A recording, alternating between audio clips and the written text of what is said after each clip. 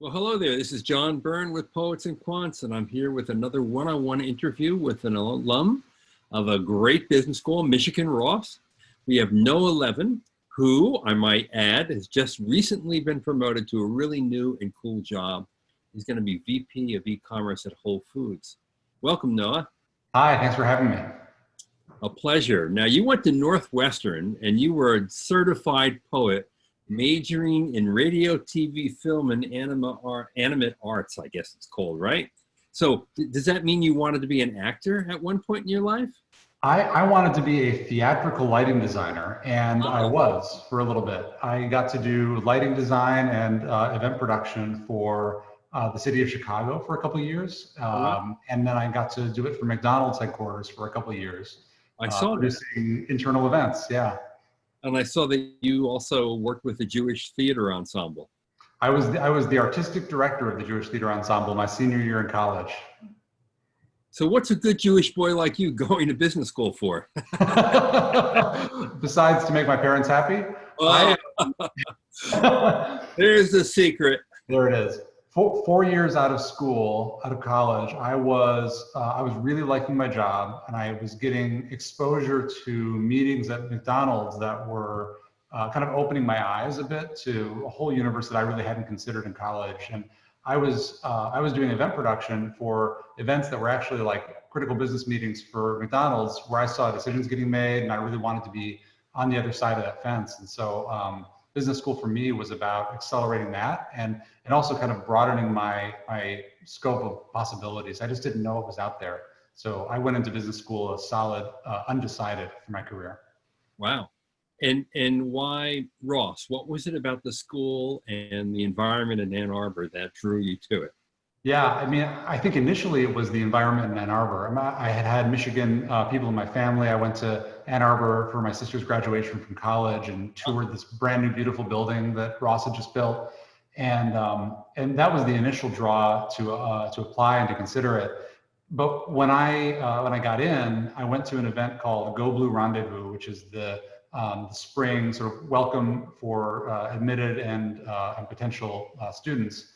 And after that point, it was the people. I mean, the people who are attracted to Ross and the people who end up going there are a unique breed of just really kind, good humans and a bunch of other virtuous attributes as well. But I really was drawn to the people from that point forward, and that's what defined it the whole way through. I've met quite a few Ross MBAs over the years, and I couldn't agree more. They're really good, solid, genuine people that you want to be around, you want to have around your dinner table. Absolutely. And when I was applying to business school, I think my biggest insecurity and fear was that I either wasn't competitive enough or wouldn't like the competitive aspect of business school. And that, I mean, Ross was the place to go when you want to be a collaborative person and not a competitive person, because the whole spirit of the school is people helping each other to achieve their goals. And I mean, I spent so many hours getting career counseled and career counseling my peers and paying it forward to the next class. I mean, it just totally nullified that fear that I had about competitiveness in business school. Now, as a poet, how did you handle the quant? Did your classmates help you along and support you there? Better than I expected. So there were a few of us non-traditionals who found each other the first week and were like, what are we in for?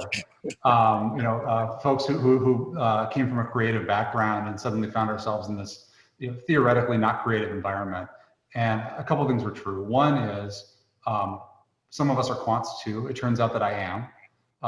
Second of all, not all aspects of business school are quant. I was part of the design and business club in school, and we did a lot of design thinking work. I was sort of trending at the time. And I was part of Ross Follies, which is a big production that goes on in the spring. There's a lot of creative elements to business school. I think probably the biggest that's underappreciated is business school is a ton of group work. And your direct output is so small compared to the output of groups that you're part of. And so just the ability to be a good human, to interact compassionately with others, to get things done through groups it's critical at Ross, it's critical in business school in general. And it turns out, unsurprisingly, it's the thing that matters more and more as I keep growing in my career. So no, I had no problem with the poet side and the quant side I figured out. Great. Now, if you had to think back on three things that most resonated with you during your 2-year experience in the MBA program, what would they be? A couple things stand out.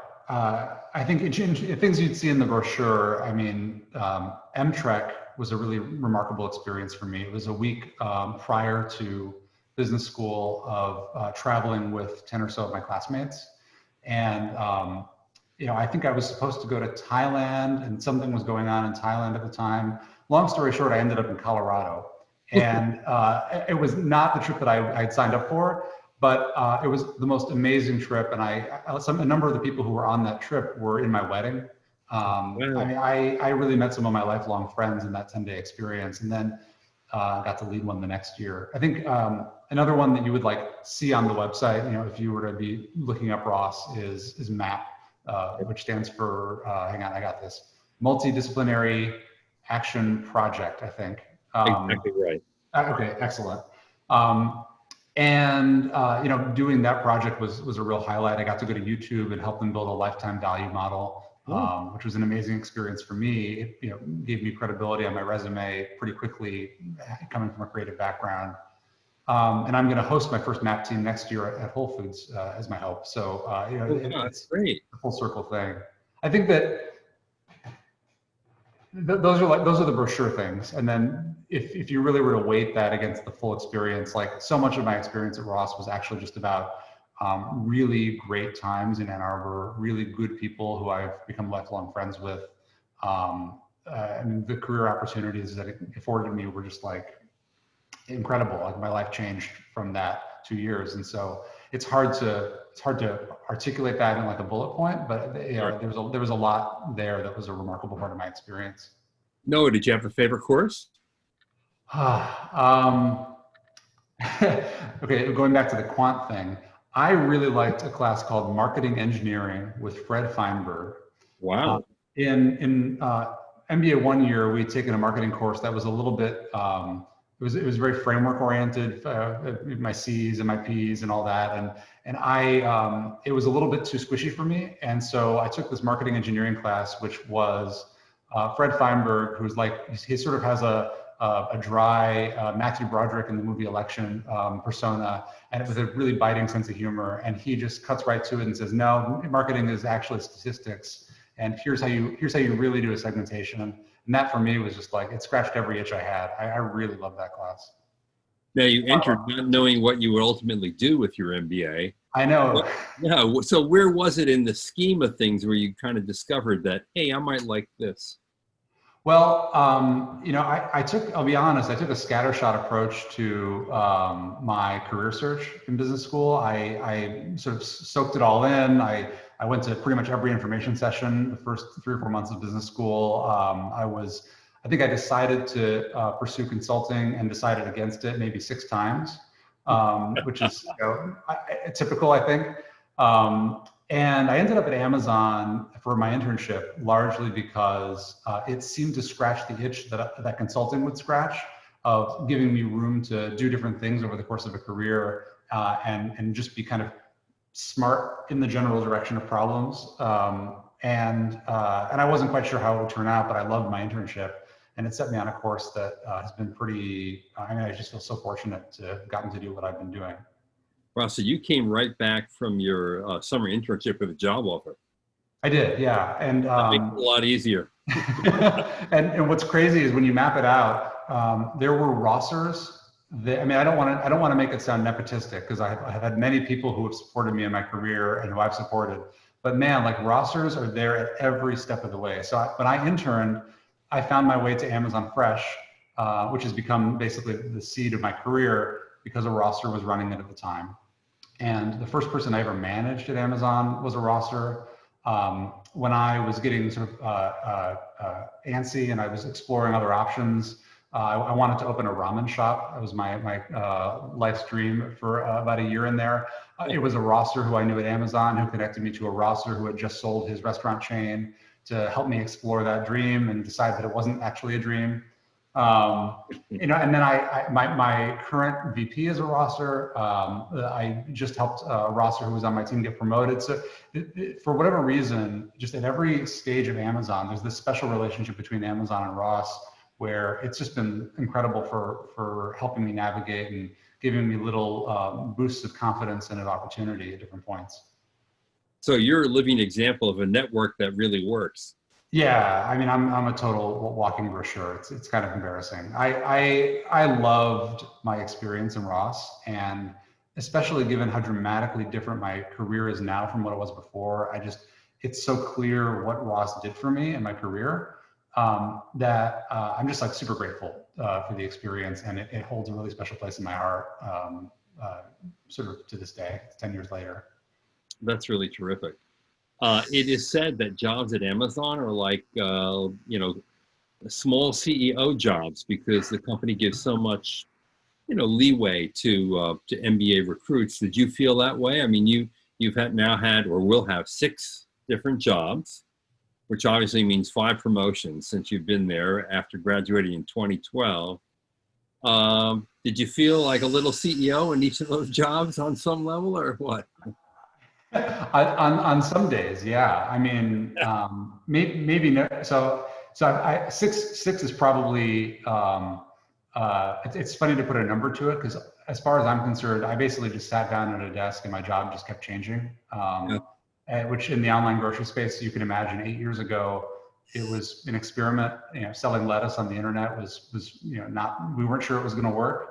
And now, we're doing it and it's big, but it's still small compared to what it's going to be. And so I have felt like a CEO at different points. I think kind of remarkably, my internship is when I felt it maybe even the most. I got to launch the first third-party merchant fresh grocery program at Amazon during my internship. So I was 6 weeks into a 12-week internship, and I had kind of put together the proposal on what I thought we were going to do. And my assumption was that, like a good MBA intern, you sort of leave the recommendation on the desk at the end of the summer and say, here's what you should build when I'm gone. And here we were halfway through, and I got feedback that it was a good proposal. And here are 4 developers and a technical program manager. Can you launch it before you leave? Wow. And to have that kind of an opportunity is crazy as an intern. And it's been like that since. So yeah, mini CEO is a great way to put it. So no, if you were to transport yourself back to 2010, 2011, when you were thinking about business school and you ultimately applied, and to take your learnings and to provide them for maybe a current applicant, what would the learnings be? Gosh, I think there's 2 things. One is to be yourself during the interview process and to be sort of honest about who you are and what you want when you're applying. I think that there's different schools have different personalities, and different people have different personalities, and it's okay to want to match that up. I don't think I knew that when I started applying to business schools. And certain schools are just known to be good, and so you apply to them, and if you get in, maybe you go. But the more you learn, the more you realize that MIT and Kellogg are very different schools. Harvard and Stanford are very different schools. Ross is a very different school, and Ross was a really good articulation of who I wanted to be coming out. And the current just moves so fast when you're in business school. I mean, you get there and it just takes you away. And if you're swimming in a different direction than the current is going, it's exhausting. If you go to a school that hires a lot of investment bankers, you might end up in investment banking if you're not careful. Yes. I was I was really happy going to Ross because I felt like I could enjoy the ride and go where the current was going and end up being the person I wanted to be and in a job that I was really happy to be in. So that would be my advice: is try and do as much of that on the way in, so that you don't have to do it while you're there. No, that's great advice. So, hey, it's been a pleasure to meet you, and Thank congratulations again on your new promotion. You got a really cool job. Every time I do my little ordering online for Whole Foods, I'll be thinking of you and seeing your smiling face in my head. Feedback is a gift, so you have my email address. Let me know what we can do better. Absolutely. All right, this is John Byrne with Poets and Quants. You've been listening to Noah Levin, a Michigan Ross MBA graduate from 2012 who's been on a career at Amazon from the very start, even starting with an internship. Just got a really great, cool promotion where he will be e-commerce manager, VP at Whole Foods. Thanks for watching.